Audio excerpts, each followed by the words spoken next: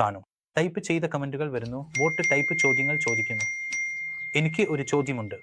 ഞാൻ കൂടുതൽ മാസ്റ്റർബേറ്റ് ചെയ്താൽ എന്റെ സ്വം അവസാനിക്കുമോ?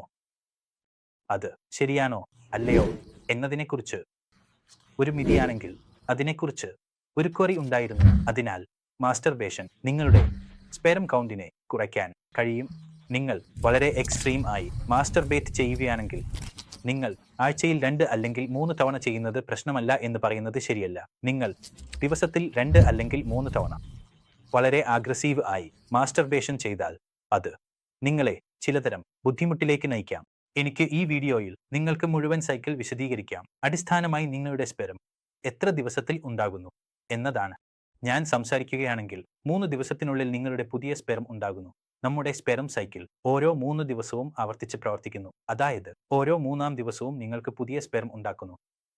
ഈ കാരണം കൊണ്ടാണ് നാം 3 വയസ്സിൽ ആയിരിക്കുമ്പോൾ അല്ലെങ്കിൽ നാം ഒന്ന് എഡൽട്ട് ഫുഡിൽ പൂർണ്ണമായും പ്രവേശിക്കാൻ പോകുമ്പോൾ നമ്മുടെ ടീനേജ് കാലഘട്ടത്തിൽ നൈറ്റ്ഫാൾ ഉണ്ടാകുന്നത് സാധാരണമാണ്. നൈറ്റ്ഫാൾ സാധാരണയായി സ്വപ്നങ്ങളോടൊപ്പം ഉണ്ടാകുന്നു. ഇത് ഏകദേശം 10 ദിവസം, 15 ദിവസം അല്ലെങ്കിൽ 28 ദിവസത്തിൽ ഒരിക്കൽ സ്വയം ജാക്കുലേറ്റ് ചെയ്യുന്നു. ഇതിന് പിന്നിൽ നമുക്ക് എന്തെങ്കിലും ചെയ്യേണ്ടതില്ല.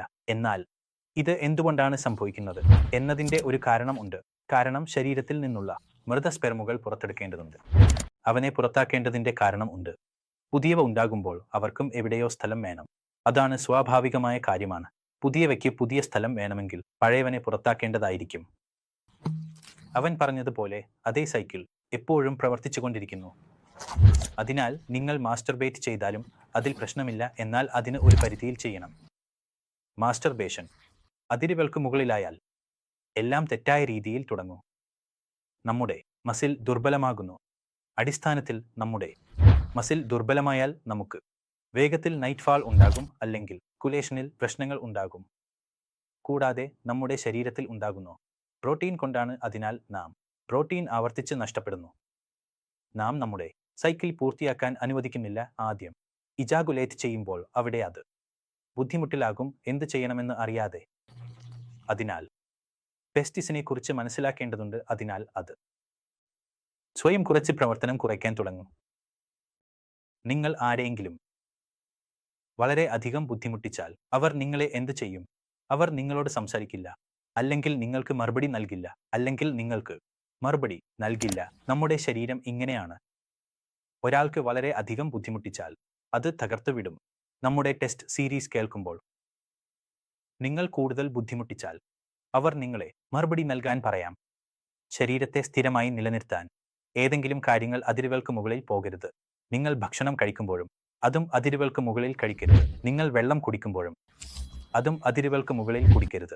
അതുപോലെ മാസ്റ്റർബേഷൻ കൂടി അതിരുകൾക്ക് മുകളിൽ ചെയ്യരുത്. അതിനാൽ മാസ്റ്റർബേഷൻ അതിരുകൾക്ക് മുകളിൽ പോകുന്നത് അപകടകരമാണ്. നിങ്ങൾ അതിരുകൾക്ക് ഉള്ളിൽ തുടരുകയാണെങ്കിൽ അതേ പ്രശ്നമില്ല. നിങ്ങളുടെ സൈക്കിളിന്റെ അടിസ്ഥാനത്തിൽ 3 ദിവസത്തിൽ ഒരിക്കൽ ഇജാഗുലേറ്റ് ചെയ്യുകയാണെങ്കിൽ അല്ലെങ്കിൽ 2.5 ദിവസത്തിൽ ഇജാഗുലേറ്റ് ചെയ്യുകയാണെങ്കിൽ അതിൽ പ്രശ്നമില്ല. എന്നാൽ നിങ്ങൾ അതിനെ ആവർത്തിച്ച് ഇജാഗുലേറ്റ് ചെയ്യുകയാണെങ്കിൽ അത് ബുദ്ധിമുട്ടിക്കും. നിങ്ങൾ 3 ദിവസത്തിൽ അല്ലെങ്കിൽ ഒരു ദിവസം 3 അല്ലെങ്കിൽ 4 തവണ ഇജാഗുലേറ്റ് ചെയ്യുകയാണെങ്കിൽ അത് നിങ്ങളെ ബുദ്ധിമുട്ടിക്കും. അതിനാൽ ഭാവിയിൽ ഉണ്ടാകാവുന്ന ബുദ്ധിമുട്ടുകളിൽ നിന്ന് രക്ഷപ്പെടാൻ ഇന്ന് തന്നെ നിങ്ങളുടെ മനസ്സിൽ വയ്ക്കുക. അതിരുകൾക്കുള്ളിൽ ചെയ്യുകയാണെങ്കിൽ എല്ലാം നല്ലതാണ്. അതിരുകൾക്ക് പുറത്തു പോകുകയാണെങ്കിൽ എല്ലാം ദോഷമാണ്. നിങ്ങൾക്ക് എൻ്റെ ഈ വാക്കുകൾ മനസ്സിലായിരിക്കാം.